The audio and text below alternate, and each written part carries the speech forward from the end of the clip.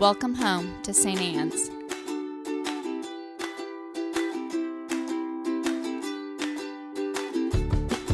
We want you to know that you're welcome to join us at 10 a.m. on Sundays. Please be sure to hit subscribe to receive our sermons. We can't wait to meet you. Great. We're good. It's all good. We good? Woo! All right. That's a confusing gospel and a really happy Old Testament reading too. I feel like our Old Testament reading, and there's more into it, so this is just me kind of joking. But our Old Testament reading is like an escalating argument between married people, like tit for tat. So like, I don't like the food. Well, I'll show you, I won't do the dishes. Well, I'll show you, I won't, like, we just keep escalating until Moses is finally like, hey kids, chill. And then we figure it out. But really, I want to focus more on the gospel because the gospel is super confusing and yet very, very important. So,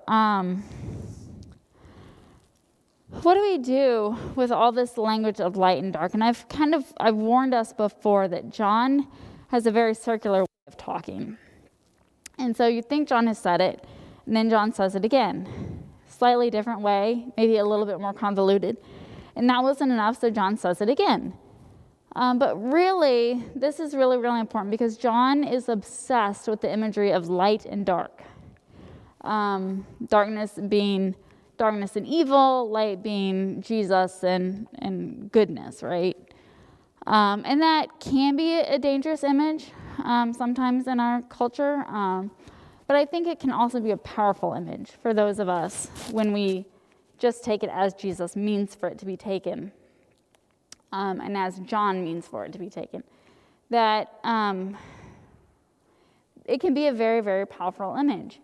And when I was reading this gospel, trying to prepare for a sermon for it, I kept thinking of our desire to hide things, our obsession with shame. And if we feel shame or embarrassment about something, we hide it. That's a very, very natural reaction. It's natural, even in my dog, right? But it's a very human, natural reaction to feel shame or embarrassment. And when we feel shame and embarrassment, we hide. Because we don't want other people, I guess, to judge us or to know that there's shame and embarrassment because no one else in the world ever feels shame and embarrassment. It's just us. Yeah, right. Okay. But I was thinking about, and a moment that came back to me is when I was in college. And I think it was like my freshman year of college. And for the first time, I had a credit card. I had a limit of like $500. I don't know. But I went through the limit, obviously. And I'd been like working and trying to pay it, but, going crazy on it. And finally, on a break, I came slinking into my dad. I said, Dad, because I finally realized I could not manage this, right? And I was so embarrassed. I felt so much shame. And I finally went slinking in like a kick dog. And I said, Dad, he said, what? I said, I maxed out my credit card and I can't pay it. And he kind of looked at me for a second. He's like, okay, I'll pay it. And he was like, did you learn? And I said, yeah. And he's like, do you feel better? Yeah, I did. I felt so much shame and embarrassment, and I didn't quite know what to do with that level of grace, to be honest with you, because I really expected a lot more of like, you blew how much money and you can't pay it? But I think there was a deep understanding of that level of shame and how natural that is at that age. And I think the most important was his comment at the end, do you feel better? And I did. Because that moment of light, of opening that up and letting someone else see what I had done, that I was no longer hiding it, was an incredibly healing experience. And then in that moment, I could grow and I could move on and I could change and I could fix things, right? Now, obviously, my dad helped fix that. Like, he fixed it for me. But what I want us to learn and talk about is the power of light, the power of sharing, and the deep danger that is shame and embarrassment. As we go through Lent, I think this is a powerful image in Lent, because part of Lent is us coming to grips with who we are, what we are, how we are. And when we do that, there can be a lot of shame and embarrassment. And that's natural if we are honest and true to ourselves. If you feel no embarrassment about any piece of yourself, come see me. We need to talk. I'll give you the name of a few good therapists. We've got to be able to look to ourselves, and when we do that, there should be some shock. There should be some, oh. But when we do that, and when we hit that moment of shame and embarrassment, we have a choice. We can do one of two things. One, we can hide.